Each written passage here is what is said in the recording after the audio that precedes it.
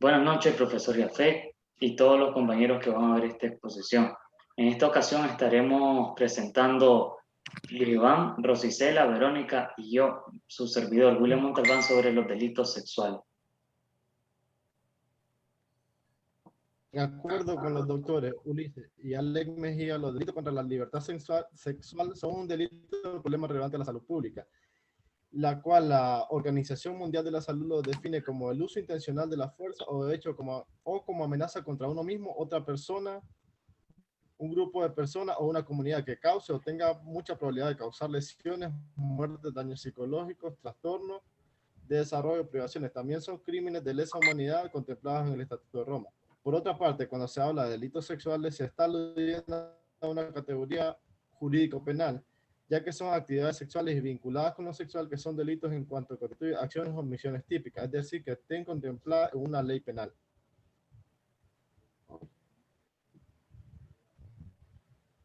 A continuación voy a explicar brevemente un poco sobre el sistema reproductor femenino que anatómicamente importa en lo que es la medicina forense y principalmente para los delitos sexuales.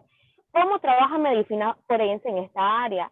El área que más le importa es el área reproductor femenino, pues, y se extiende desde la región púbica hasta el ano, limitada lateralmente en su extensión más ancha por los diferentes bordes. ¿Qué es lo que tenemos que conocer aquí? Sus componentes principales. ¿Cuáles son esos aparatos genitales femeninos? Se dividen en dos. En aparato genital externo y aparato genital interno. Dentro de los externos tenemos el mente de Venus y la vulva, son los que más nos interesan. Y el aparato genital interno está la vagina, el útero, las trompas de falopio y los ovarios.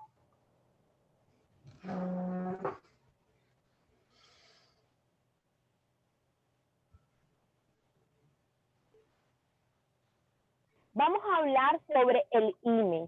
¿Qué es el himen y cuál es su interés y su principal función en el área o el genital reproductor femenino? Es una delgada membrana que cubre el orificio superficial de la vagina y nos dice que la forma y el tamaño del himen difiere entre las diferentes mujeres. O sea, no todas tenemos el mismo himen. Aquí a continuación vamos a ver su clasificación, que parte de 4. Tenemos los himenes típicos, que están, que se dividen en 4. También los himenes típicos con diferentes formas. Y ustedes lo pueden apreciar ahí. Y también tenemos los atípicos, que son menos comunes. Y también tenemos una de las principales funciones a la hora pues, del himen es que gracias al himen y a los orificios que tiene, la mujer puede arreglar. Y ahí ustedes ven cuando el himen está dilatado y cuando está complaciente, pues en su estado, que es una de las principales funciones del sistema reproductor. Vamos a hablar acerca de esas características hormonales que es importante conocer en cuanto a la reproducción y el ciclo de vida de la mujer. Por ejemplo, cuando está en la pubertad, la actividad hormonal es nula, prácticamente no hay elasticidad del himen y tampoco hay vello púbico, porque estamos hablando de la edad de la pubertad entre los 9 a 11 años. Ya cuando pase a ser adolescente, entre los 12 a 18 años, se dice que hay una actividad hormonal, sí, es frecuente, hay una elasticidad del himen y también hay ya indicios de vello púbico, ¿verdad? Cuando desarrollamos las mujeres. En una edad fértil, que es a partir de los 16 años, 18 años en adelante, hay actividad hormonal, por supuesto, hay elasticidad del himen y hay vello púbico. Pero ya cuando la mujer llega a partir de los 45 años, que es la edad de la menopausia, dice que no hay el sistema hormonal y no hay tampoco un himen elástico, sino que solo hay vello púbico. Ese es el ciclo de vida más que todo hormonal. La anatomía genital, vamos a hablar un poco del sistema reproductor masculino rapidito. Se divide en 3 cosas. Nos importa, ¿verdad?, el interés médico legal del aparato genital, que es el escroto, los testículos y el pene. Ahí lo podemos observar. El ano, ¿cuál es la función principal? Es el conducto anal, se extiende del recto hasta la piel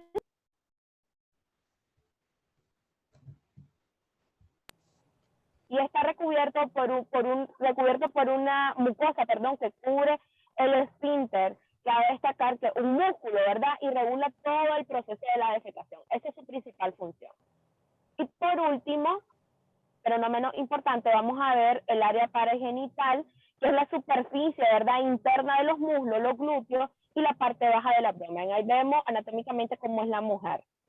Y el área extragenital, que es lo que la compone con su rostro, las mamas, el tórax y el abdomen. Ahí ustedes pueden apreciar en las dos imágenes, las dos figuras.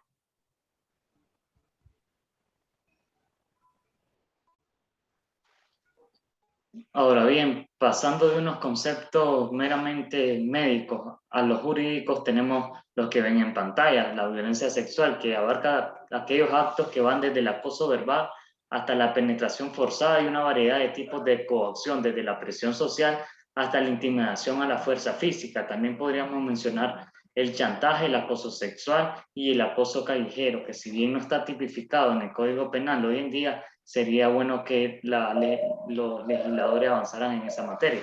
La libertad sexual, que es una facultad de la persona para autodeterminarse en el ámbito de su sexualidad. La penetración, pues, que es introducir, ya sea el órgano genital, dedo, su objeto, en boca, vagina, ano, con fines sexuales. La privación de la voluntad, que es cuando se utiliza a una persona sin que ésta esté en sus 5 sentidos, es decir, aprovechándose de su situación vulnerable. El uso de la fuerza, que es el poder físico o moral, y el acto de obligar a alguien a que haga algo. Y aquí hay que resaltar lo que dice que también es un poder moral, porque como hablaba anteriormente, la violencia sexual también abarca el chantaje y así podríamos entenderlo como un poder moral. La violencia, que es el uso de la fuerza para conseguir un fin, para dominar a alguien o conseguir algo. La intimidación, que es el acto de hacer lo que otros hagan, que uno quiere a través del miedo. Y por otra parte tenemos los delitos sexuales, que los delitos sexuales pues son aquellos en los que se viene a vulnerar el bien jurídico protegido de la libertad sexual, pero también se vulnera otro tipo de bienes jurídicos, como pueden ser la psiquis de la persona y los otros derechos, como puede ser la integridad personal, que se establece en el artículo 5 de la Convención Americana, entre otros. Y aquí puse en pantalla lo más relevante para entender cómo es que se vulnera esta libertad sexual y la integridad psíquica. La violación, como podrán ver antes que todo, pues todo este arco iris para entender y diferenciar cada uno de estos. Cada uno tiene sus distintos sujetos activos y pasivos. Los sujetos activos, en el caso de la violación y el abuso, puede ser cualquier persona. Sin embargo, en el caso del estupro, incesto y acoso sexual, tienen que ser personas específicas, porque en el caso del estupro solo pueden hacer aquellos que estén casados o en unión de hecho estable o siendo mayores de edad. En el caso del incesto son aquellos que tengan una relación de ascendiente, descendiente o colateralidad con la víctima. Y en el caso del acoso sexual son aquellos que tienen dependencia laboral, por ejemplo. Por otra parte, también en el caso de los sujetos pasivos hay diferencia entre esto. En el caso de la violación y del abuso son iguales. Cualquier persona puede ser víctima de violación y abuso. Hay que diferenciar también que hay violación a menores de 14 años y en ese sentido solo serían víctimas las personas menores de 14 años.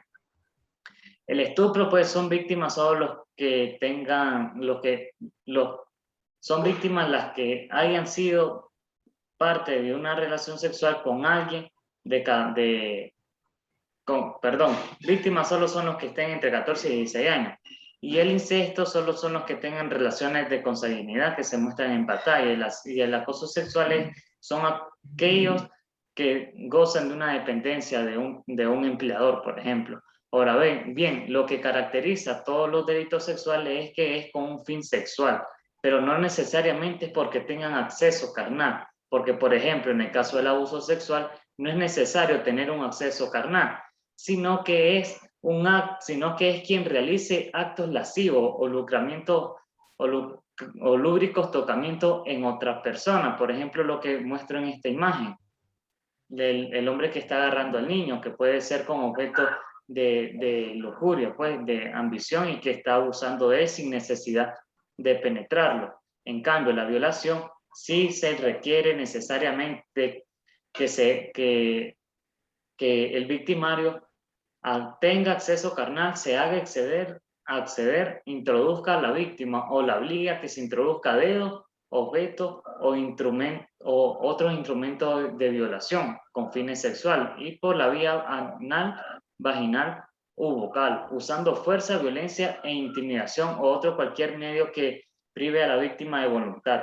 Eso que ven en rojo sí es una característica por lo general de cada uno de los delitos sexuales, excepto en las violaciones a menores de 14 años, puesto que aunque la niña tenga consentimiento de estar en una relación con una persona mayor de edad, eso no involucrará el perdón, por decir así, del victimario. Igual pasa con el caso del estupro y en el caso bueno, en esos dos, en el caso de la violación a menores y en el caso del estupro. Aquí tenemos un ejemplo gráfico de violación, podríamos decir, un hombre encima de una mujer que se podría entender que la está penetrando. Hay que entender que los delitos sexuales tienen causa, también llamada etiología, que pueden ser factores exógenos y factores endógenos. Por ejemplo, entre estos factores podemos mencionar los que tienen que ver con raza, edad, medio ambiente, entre otros, sin especificar ahorita por cuestión de tiempo cada uno de estos. Y también hay que entender que según estudios o incluso los mismos judiciales de Nicaragua han determinado que los violadores no son como se cuentan en las historias de niños, pues que son hombres malos, que son hombres con apariencia fea, que son hombres fuera de la casa, no, sino que son las personas que están en nuestro alrededor. Ya como se muestra en el gráfico, son personas que están dentro de nuestra misma familia o por lo menos que son conocidos. Y esto, como mencioné, es algo que todos los estudios vienen demostrando. Y entrando en materia pericial, tenemos algunos aspectos a resaltar. Por ejemplo, el objetivo de la pericia de los médicos del Instituto de Medicina Legal respecto a los delitos sexuales es diagnosticar el acceso carnal, la manera en que fue realizado y la vinculación del acusado, puesto que de nada sirve que se determine que una mujer fue violada si no se le puede vincular con alguien, con el sospechoso, por ejemplo. Y aquí debo resaltar que no siempre es diagnosticar nada más el acceso carnal, puesto que, como mencionaba, en el caso del abuso sexual, este no requiere acceso carnal, pero sí se requiere identificar su grado de lesión psíquica. Otro aspecto es la evidencia o material de la prueba, donde se busca encontrar huellas, rastros, manchas, prendas, fluido biológico, entre otros. La evidencia traza que es aquella que indica que hay elementos probatorios y elementos físicos pequeños, es decir, microscópicos. Entre ellos hay biológicos como el semen, saliva, cabello, y no biológicos como la pintura, vidrios, residuos y pólvora. Los dictámenes que realiza el Instituto de Medicina Legal, pues el biológico, el médico legal en sí, pues el general, valga la redundancia, y el psicológico o psiquiátrico. En este punto también me detengo porque es importante mencionar que hace unos años, cuando el Estado no había adoptado las políticas y las normativas con perspectiva de género, la prueba psicológica en estos casos de violencia sexual, más específicamente en el abuso y en la violación, no eran tan importantes. Sin embargo, desde que se han adoptado perspectivas de género y se han hecho varios estudios, se ha determinado que la importancia que tiene la prueba pericial del psicológico, porque como mencionaba, hay casos en donde no es necesario ni romper el himen, o en el caso del abuso sexual, donde difícilmente va a haber una prueba física, sino que la van a demostrar mediante la psique, o en el caso de violaciones que tienen que ver con que se ha realizado con muchos años de anterioridad y que han habido varios sujetos involucrados a lo largo de los años. En ese caso es fundamental la prueba psicológica.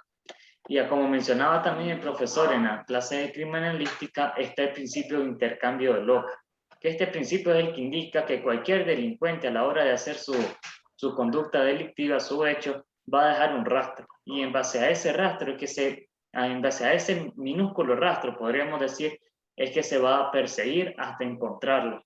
Y como mencionó el mismo Lockhart, los restos microscópicos que cubren nuestra ropa y nuestros cuerpos son testigos mudos, seguros y fieles de nuestros movimientos y de nuestros encuentros.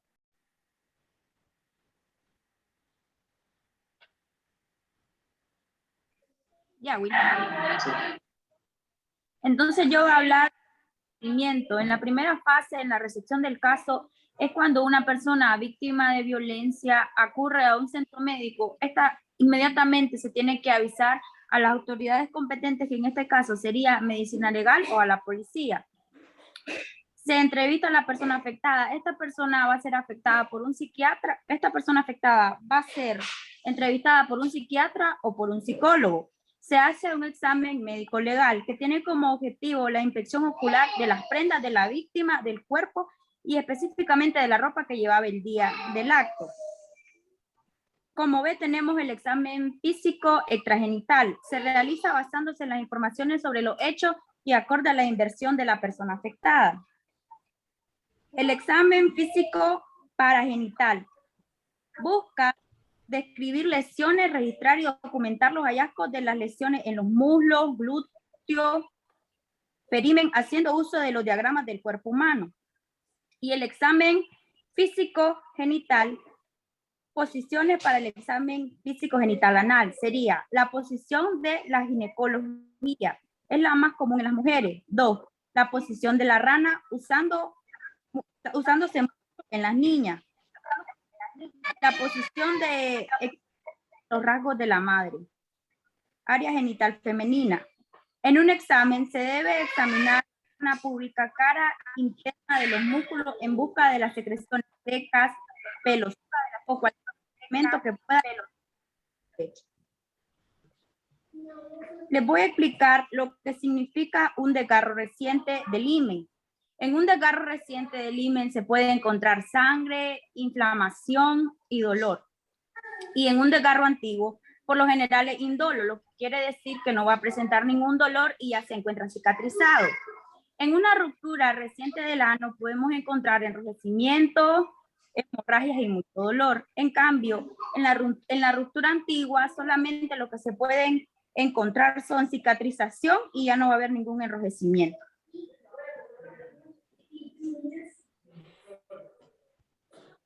Seguiría el área anal, Iván.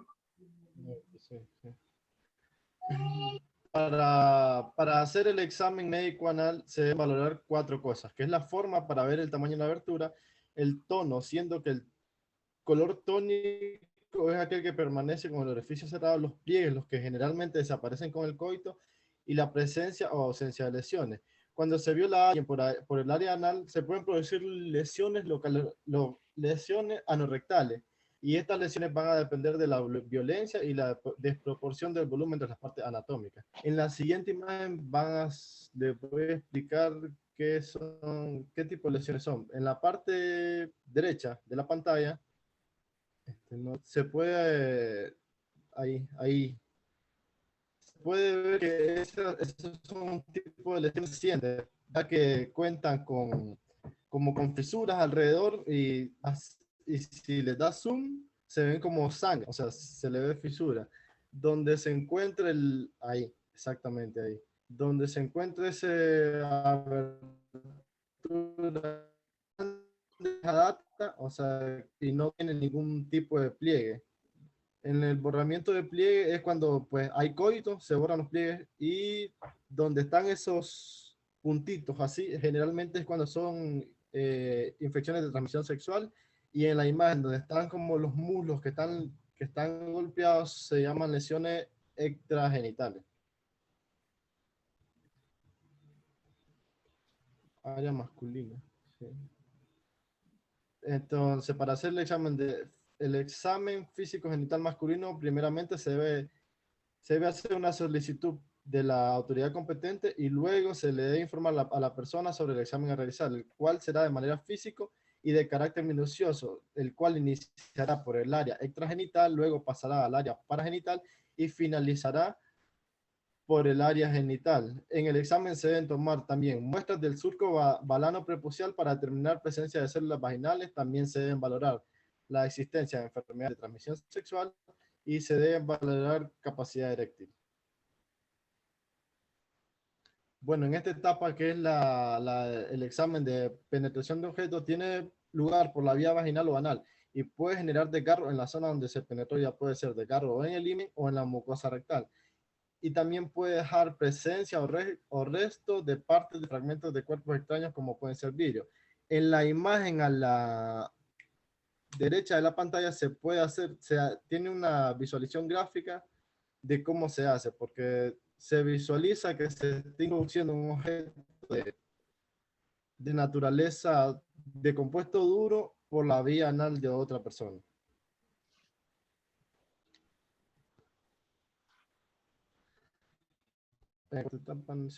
Bueno, en esta etapa más que todo consiste en correlacionar todos los hechos y los hallazgos de valoraciones psíquicas y físicas de las personas, así como también lo que las mismas personas te dicen y toda la información suministrada por la autoridad competente. También es general o responsabilidad del médico forense emitir conclusiones de cada caso que se investiga, integrando y correlacionando todos los hallazgos clínicos y evidencia física encontrada.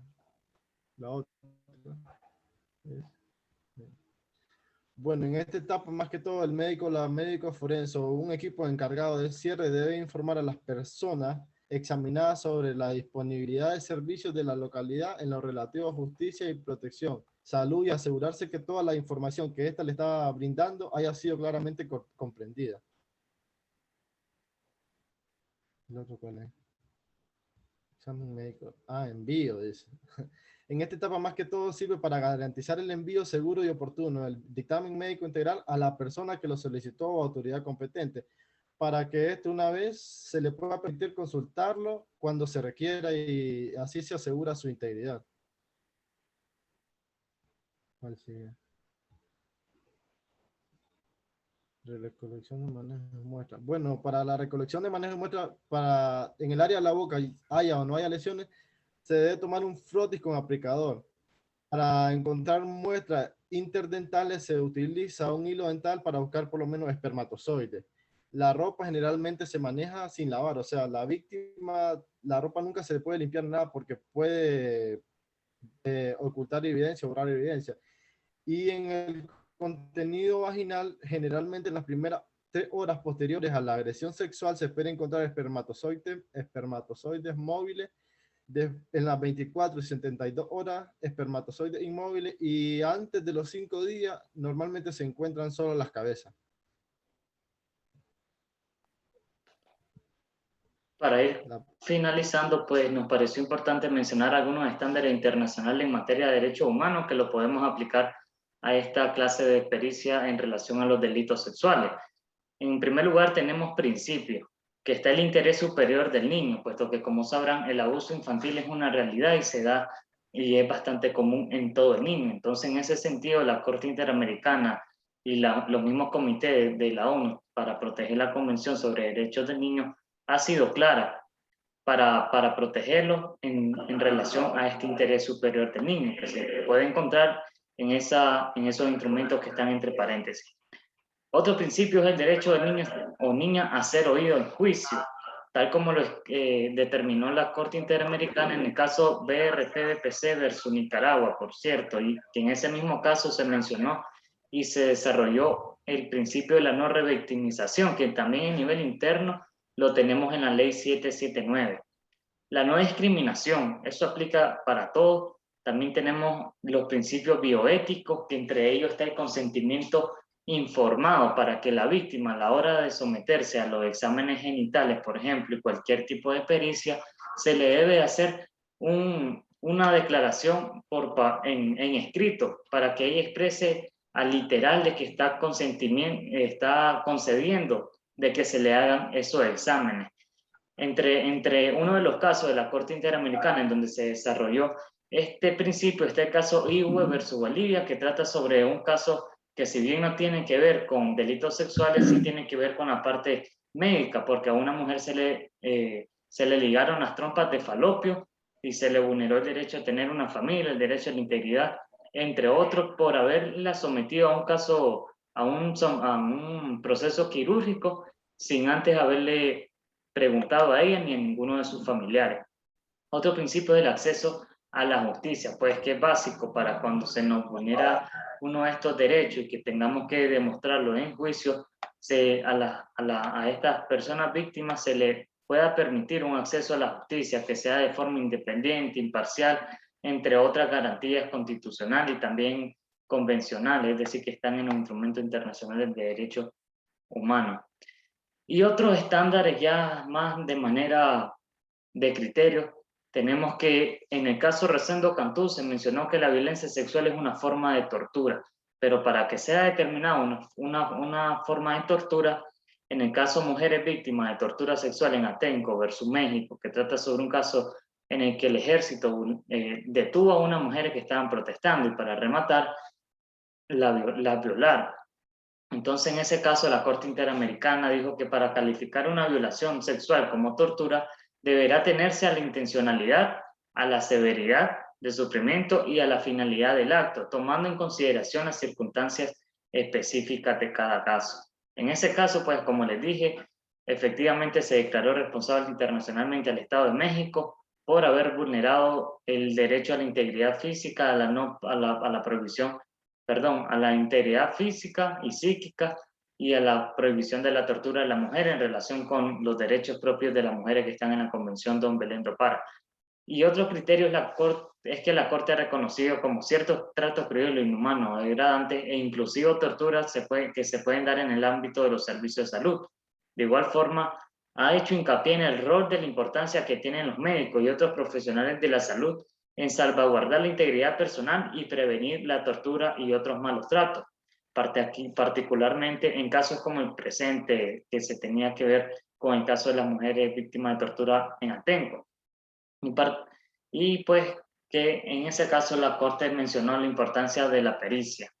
Además, en cuanto a los delitos sexuales, hay que mencionar antes de terminar, de que, como mencionaba en la parte donde especifiqué cada uno de estos, que no solo afectan el bien jurídico protegido de la libertad sexual, sino el bien jurídico de la integridad psíquica y también que puede conllevar a delitos como el contagio provocado, que es, por ejemplo, quien viene a violar a una mujer y esa persona tenga sífilis y ya sabía, estaría contagiándola de manera provocada y estaría incurriendo no solo en el delito de violación, sino en el delito también de contagio provocado y a la vez en una lesión grave psíquica, que es otro tipo de delito que afecta el bien jurídico protegido de la integridad psíquica.